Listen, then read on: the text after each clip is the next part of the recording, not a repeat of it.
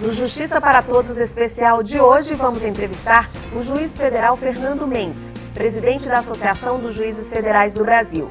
Ele é paulista, juiz federal há 16 anos, titular da 13ª Vara Civil Federal de São Paulo, mestre em Direito Administrativo pela PUC São Paulo. Fernando Mendes assumiu a presidência da AJUF em junho de 2018 e ficará no comando da entidade até junho de 2020. Hoje vamos fazer um balanço das conquistas da AJUF em 2018 e falar também sobre as expectativas e metas da Magistratura Federal para 2019. Fique com a gente, o Justiça para Todos está no ar.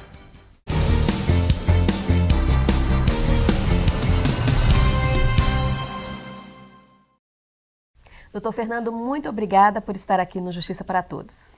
Eu que agradeço a oportunidade de vir mais uma vez aqui, esclarecer o trabalho da AJUF e apontar aí os nossos objetivos para 2019. Doutor Fernando, quais são os eventos previstos da AJUF para 2019? Os vários fóruns que já são um sucesso vão ter continuidade? Sim, nós temos uma pauta muito efetiva de realização dos fóruns. Os fóruns, na verdade, representam um modelo que a AJUF passou a implementar a partir da criação do FONAGEF, que era o Fórum Nacional dos Juizados Especiais Federais, e que hoje eles acabaram se disseminando para as outras áreas do direito. Então nós temos o Fórum Nacional dos Juizados Criminais, nós temos o FONACOM, que trabalha com a conciliação e mediação, nós temos o FONEF, que vai trabalhar com a questão das execuções fiscais. As execuções fiscais, elas representam uma pauta muito importante para a Justiça Federal, na medida que elas integram um sistema de arrecadação de tributos federais, e a gente tem visto e tem demonstrado que o custo da Justiça Federal, por exemplo, o orçamento da Justiça Federal é de cerca de 13 bilhões de reais anuais. E só nas execuções fiscais a Justiça Federal contribui com uma arrecadação de quase 24 bilhões, 25 bilhões de reais. Ou seja, o que se custa, o custo da justiça efetivo é praticamente a metade do que aquilo que ela contribui na arrecadação dos tributos federais. Então é importante que a gente estimule o debate sobre as execuções fiscais, porque ele vai trazer uma efetividade nessa atuação.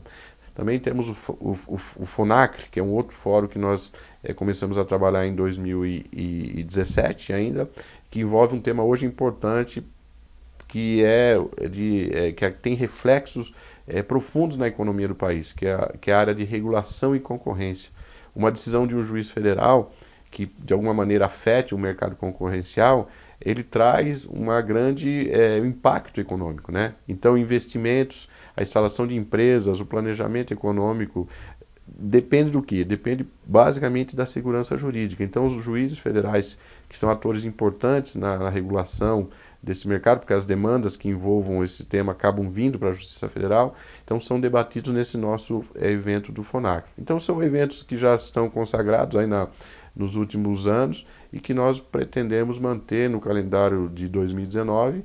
Aí no começo do ano a gente solta o calendário já com a previsão de realização em que mês serão realizados cada fórum, exatamente porque isso para nós é a forma que nós temos de fomentar o debate, trazer não só juízes, mas os demais operadores de direito, pessoas do Ministério Público, da Advocacia Pública, da iniciativa privada, agentes do mercado, agentes reguladores, para debater esses temas que são de interesse, visando duas coisas basicamente: a efetividade do nosso sistema de justiça e também a segurança jurídica, que acho que isso é um valor mais importante que o judiciário tem que preservar.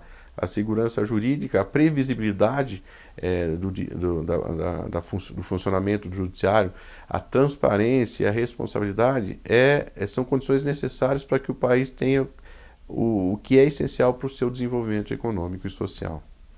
Então, Fernando, vamos falar um pouco sobre o Anuário da Justiça Federal, que traz um retrato, né, das 5 Cortes Regionais Federais do Brasil. Fala um pouquinho sobre essa publicação, a importância dela. Essa publicação ela é importante na medida que ela consegue sintetizar dados relevantes do funcionamento da Justiça Federal. Esses dados, eles nem sempre são trabalhados de maneira adequada, né? Isso é importante que a gente divulgue o resultado do trabalho da Justiça. A justiça, ela não pode ser vista só como um custo, né? Recentemente foram feitos debates ou pesquisas de quanto se aumentou o custo da justiça comparado a 95 até os dias atuais. Está errado esse enfoque na nossa visão e nós estamos defendendo isso. A justiça, na medida que ela aumentou o seu trabalho, né? Nós partimos aí no início dos anos 90 de um número de 200, 300 juízes federais, né? No período de democratização do país, para chegarmos a um número hoje de aproximadamente 2.000 juízes federais. Mas isso não significa que nós só aumentamos. O que esse aumento de juízes, eles redundaram no aumento da prestação do serviço público. Hoje nós temos juízes atuando em regiões do país que não tem outros serviços públicos sendo prestados, né? Eu, por exemplo, fui juiz numa cidade no interior, no Mato Grosso do Sul, Coxim, uma cidade de cerca de 30 mil habitantes, e a Justiça Federal era o órgão do sistema de justiça que funcionava lá. Não havia Polícia Federal, não havia Defensoria Pública, não havia Ministério Público Federal. Havia o órgão da Justiça Federal, permitindo o quê? O acesso à prestação judicional. Pessoas que não tinham como pedir um benefício previdenciário, não tinham sequer, às vezes, uma documentação, né, que lhes permitisse ter direitos reconhecidos, eles passaram a ter esse acesso à justiça.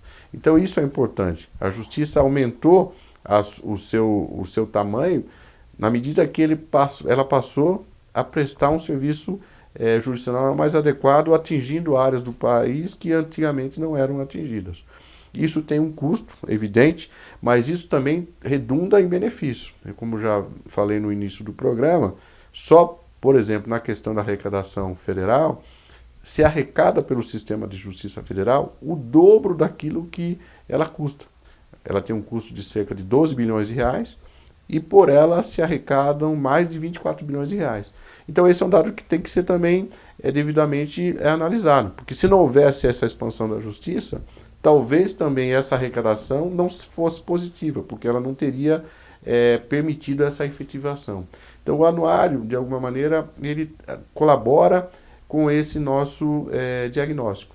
Nós temos que demonstrar onde a justiça está trabalhando e o que ela está produzindo. Um outro dado importante é o número, por exemplo, de benefícios previdenciários que são pagos em razão da atuação judicional, né?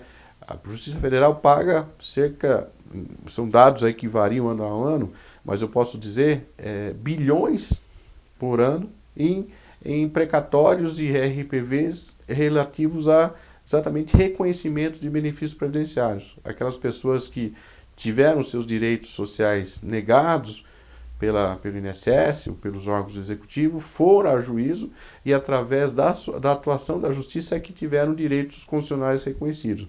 Isso implica no quê? Implica no pagamento de valores importantes e que vão, de alguma maneira, também movimentar a economia do país. Então, quando você analisa a justiça, e essa é a nossa posição, nós temos que analisar como um todo. Quanto ela custa do ponto de vista do funcionamento da máquina pública, mas também o que ela traz de positivo, seja pelo lado da própria arrecadação, e para nós esse é um dado que é por si só autoexplicável, se ela permite a arrecadação do dobro do que ela custa, então uma justiça que é superavitária, e por outro lado o seu papel social. Milhares de beneficiários, milhares de pessoas que são assistidas hoje pelo nosso sistema de assistência social não teriam acesso a esse tipo de atuação do Estado se não houvesse um órgão jurisdicional, se não houvesse um juiz federal que lhe reconhecesse aquele direito e que determinasse o pagamento de uma prestação mensal. Então, isso tem um impacto, inclusive, positivo na economia, na medida que ela provoca ali a movimentação de valores que não estavam sendo distribuídos à população. Voltando ao exemplo que eu dei da minha atuação em Coxim, ali se pagavam valores que eram significativos para a movimentação da própria economia da cidade, que era uma cidade com uma grande massa de pessoas carentes, pessoas que trabalharam a vida toda na atividade rural e que tinham direito a um benefício de aposentadoria, tinham direito a um benefício assistencial, mas que lhes era negado até o momento que a justiça lá se instalou e passou a reconhecer esse direito. Então esse é o impacto positivo e esse é o impacto que eu acho que o anuário ele ajuda a resumir, né? O que a justiça custa, mas mais importante, o que ela traz em benefícios à população e o que ela traz em benefícios ao próprio Estado, na medida que ela que permite a arrecadação dos tributos, que são o meio responsável para a manutenção dos próprios serviços públicos. Doutor Fernando, a gente vai para um rápido intervalo. No próximo bloco, a gente continua a entrevista com o juiz federal Fernando Mendes, presidente da AJUF. Voltamos em instantes. Até já.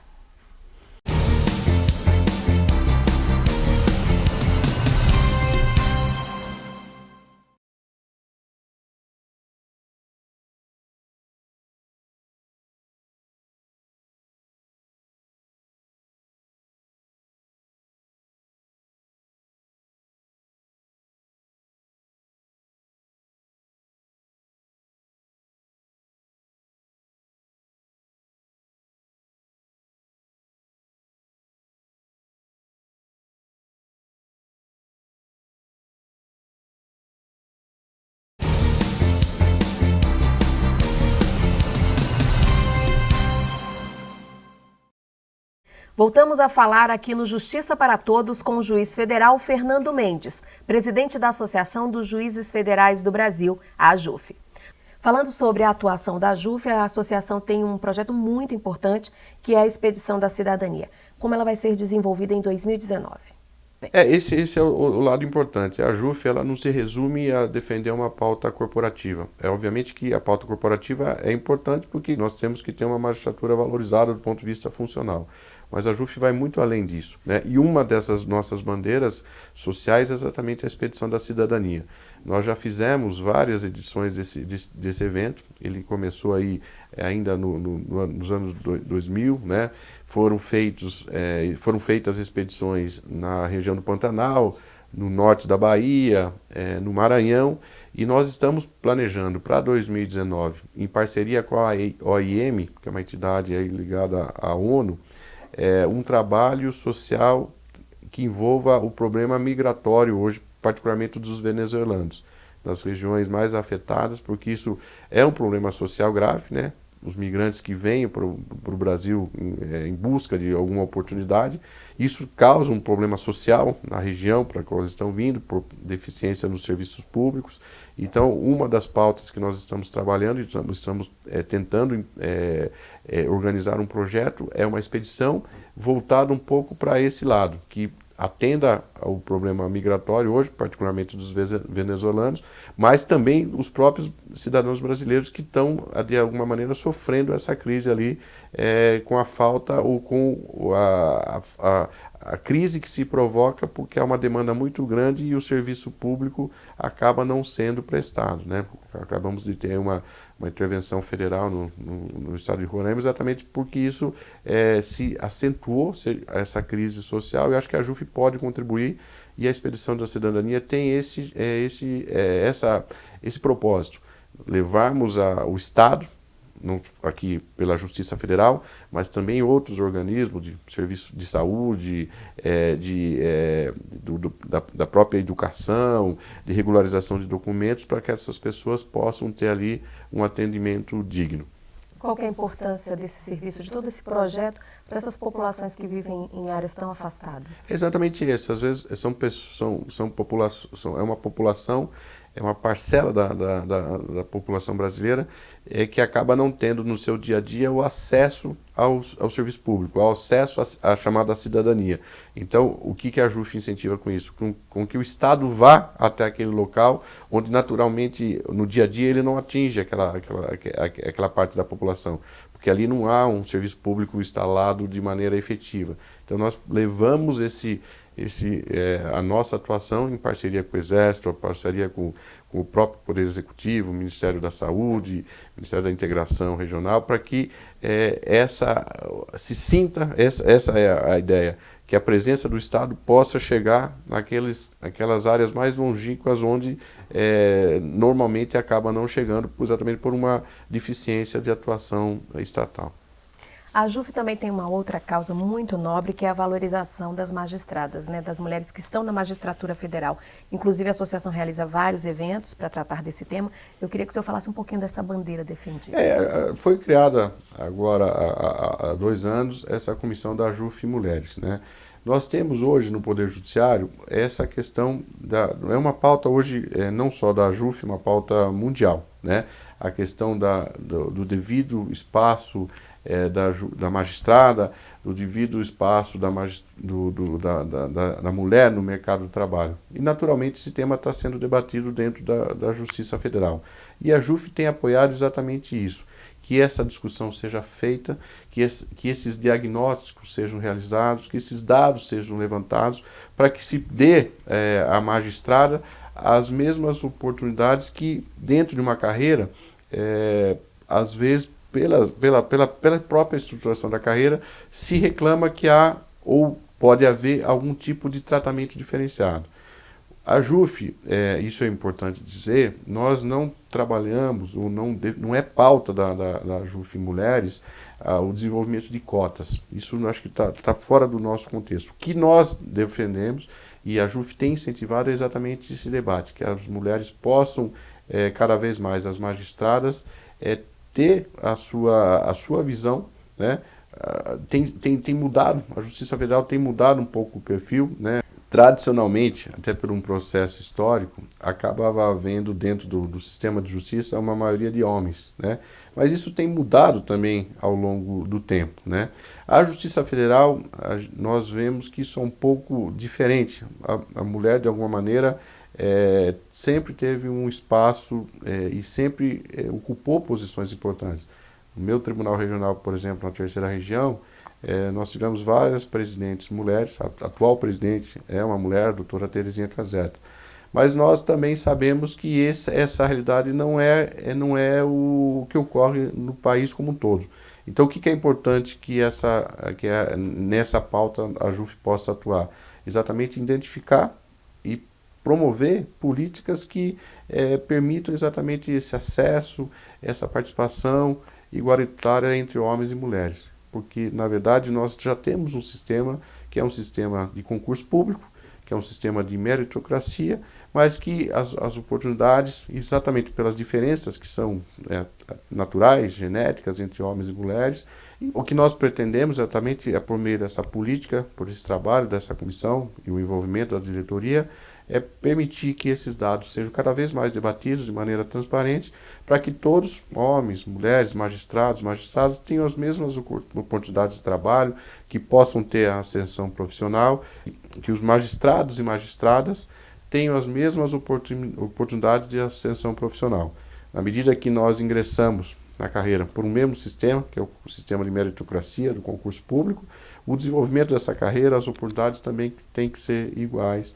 E acho que é importante esse debate ser feito de maneira transparente. Está sendo feito não só pela JUF, mas de uma maneira geral, é uma pauta hoje do mundo todo. Quais são os projetos nesse sentido que terão o apoio da JUF? Nós temos agora, provavelmente no mês de março, vai ser realizado um evento aqui em parceria com a Escola Nacional de Magistratura, INFAM e CNJ, exatamente desenvolvendo essa discussão. Já foi feito ano passado, no dia 8 de março, está sendo ainda ajustada a data para o mês de março, não sei se vai ser exatamente no dia 8, mas um evento em parceria com a Escola Nacional de Magistratura e com o Conselho Nacional de Justiça, exatamente para que esse tema da JUF, mulheres, e o tema da magistrada federal, da magistrada como um todo, seja devidamente debatido pela sociedade. Doutor Fernando, a gente vai para um rápido intervalo. No próximo bloco, a gente continua a entrevista com o juiz federal Fernando Mendes, presidente da JUF. Voltamos em instantes. Até já.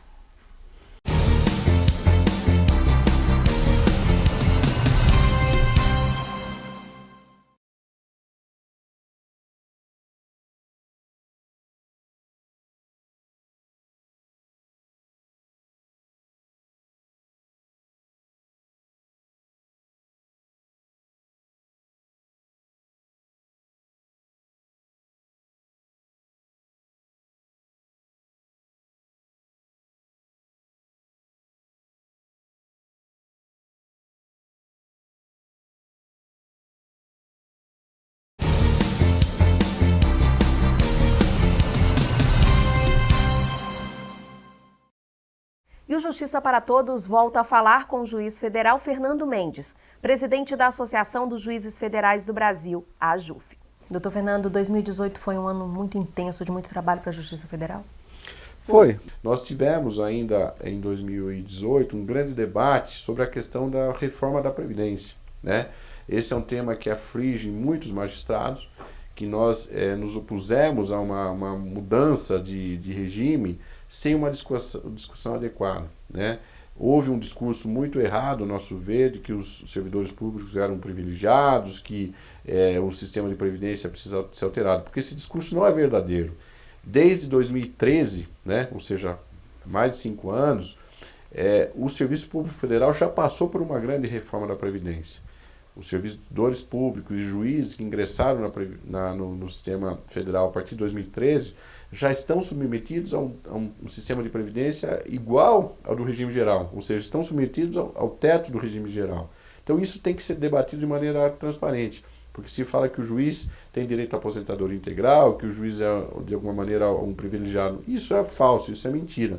O juiz, primeiro hoje, já não tem mais esse sistema de aposentadoria integral.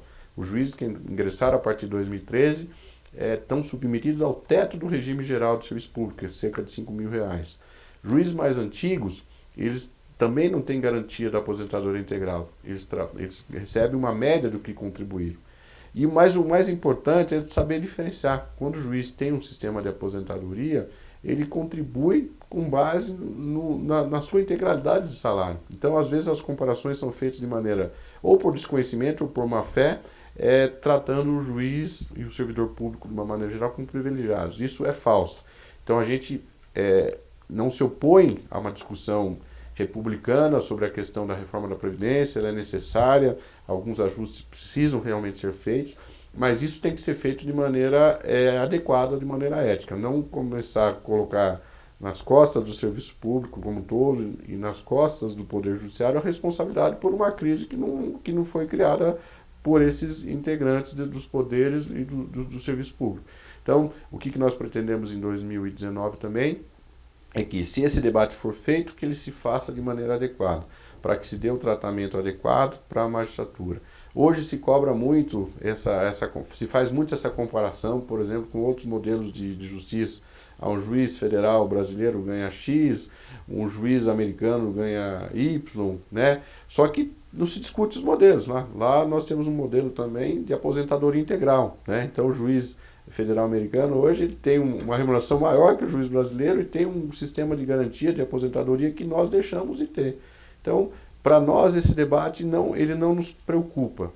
Mas a condição que a gente coloca como necessária é que ele se faça de maneira transparente. Não se pode trazer um discurso que não é verdadeiro como maneira de se mudar uma situação que ela já foi alterada ao longo do tempo. Então, vamos debater também, eu acho que com muita intensidade, o sistema previdenciário brasileiro a partir de 2019 e, particularmente, como é que vai ficar o regime previdenciário da magistratura. Além da questão da reforma da Previdência, quais são as expectativas para 2019?